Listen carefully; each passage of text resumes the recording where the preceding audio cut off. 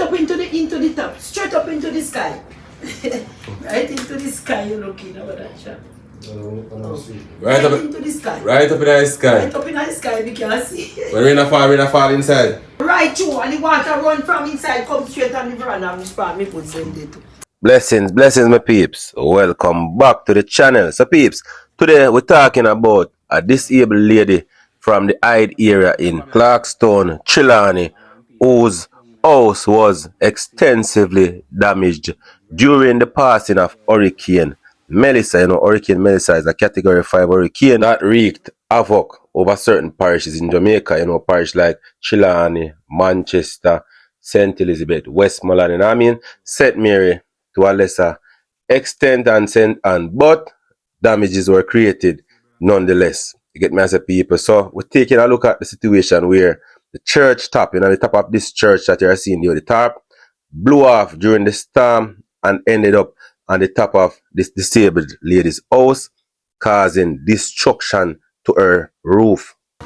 And as you can see here, people, that is a portion of the church roof and the lady's house top, you know what I mean? Causing damages to her roof. Now let's hear her account of the situation. While I was inside my room, I was playing with the window because the breeze was coming in. So I heard that zinc blow off. So when it blew up, me wondering if it's the shop zinc or the house zinc. Anyway, while me there playing with the window now, I heard a voice, you know, said to me, say, get up and go into the bathroom. So I get up same time, you know, I have to take me little time and scramble and get up and go into the bathroom. And me go into the bathroom 2 minutes after, the whole thing cave in, the back seat, everything just cave in. Everything cave in, right on my bed. The whole roof has come down. Everything just come down.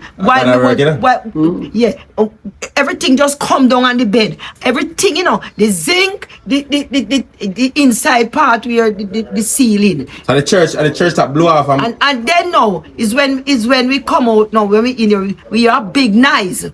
Big night, but we never know where it was coming from. It's afterward now we see is the church, part of the church blew off on my top. And damage up the hall, it shake up the whole building. It shake up the building in here so.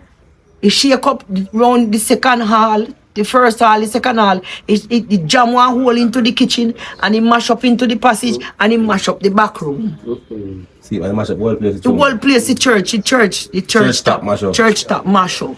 Church people, well, you have to get some help though. A whole heap of money to fix this now. You can't help yourself now.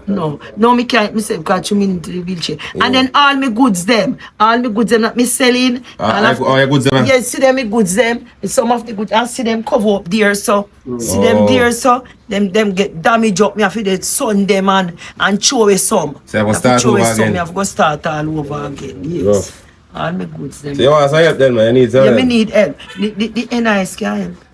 So peeps, you have heard her story and you have seen the damages for yourself. So I know that you will all agree with me that it's only a miracle why this lady is still alive, why she survived through the storm.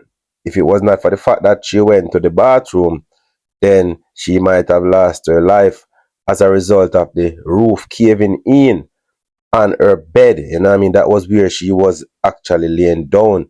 So man, say people, yeah man, very, very traumatic situation. You know, her roof was not the strongest, but the fact that the church roof blew off and fell on top of her roof, you know what I mean, it caused it to give way, break up and so on and so forth and cave in, leaving her in a very, very vulnerable situation. Because separate and apart from the fact that she's exposed to the elements, you know what I mean, rain, night, dew, sun, breeze, and so on and so forth, you know, we have to accept the fact that criminals can also see this as an opportunity to try and enter her house, which is offering very, very little resistance, you know what I mean, people? But this is sad, and you know what I mean, in times like these, there are a lot of persons who are actually giving and helping and the persons in situations like these, you know what I mean? But very few persons actually think that Trelawney was really impacted by this storm, you know what I mean, people? So very few persons head to Trelawney's side, but trust me, Chilla and the people feel it. A lot of persons are homeless. A lot of persons need help. So if you are interested in assisting this elderly disabled lady, you can reach out to me and I'll give you the information. Or you can even stop at the Clarkstown police station and ask for directions to where she is living, and the police would be more than happy to assist you to her location. Thanks in advance for all the persons out there who have been working tirelessly, just to give back to Jamaicans. We acknowledge the persons from overseas. We acknowledge the entertainment industry. They have gone way above and beyond, to assist fellow Jamaicans in a time like this when so many persons are in very, very desperate situation. A lot of persons are homeless. Some persons can't find food. The hotel industry is on a pause. So a lot of persons will be out of job. Some of these persons were the breadwinner for their family. So whatever you can do to assist, just do it, and do it with a willing heart, do it genuinely, not just because of the hype and the situation or because of clout and so on and so forth.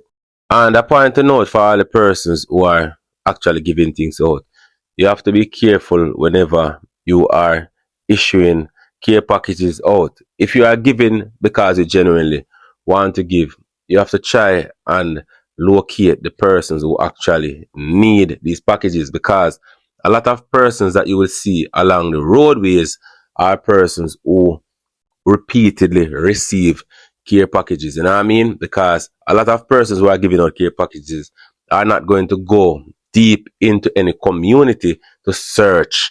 Yes, so I say, so as a result of that, people going to the community, and the closest community them see, them stop and them issue it right there. But I think it's best for the givers to try and connect with the police as also the healthcare persons, just to find out, or even the social workers, to try and find out the persons who are really in need, because there are persons who can't come to the roadside. There are persons who are bedridden. There are persons who are retarded. Persons in wheelchair. Them can't really move to come down the road. And the persons who are actually collecting, they are just stockpiling for themselves. So the persons who are disabled and are unable to come to the road and fend for themselves will not be able to benefit from the aid, and then it would have defeated the purpose of the giving from in the first place.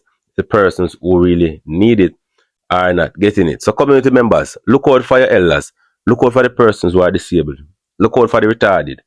Don't just look out for yourself alone. Collect for them first. Collect for them first, man. Don't collect for yourself first. Then you're gonna say, Miss Merkel up so can't walk, or Mr. Paul up so can't move. Collect for them first, man. Can't go get them. And then try to get something for yourself afterwards, alright? Anyways, peeps, thanks for watching. And as always, you can like, subscribe, and share. Peace.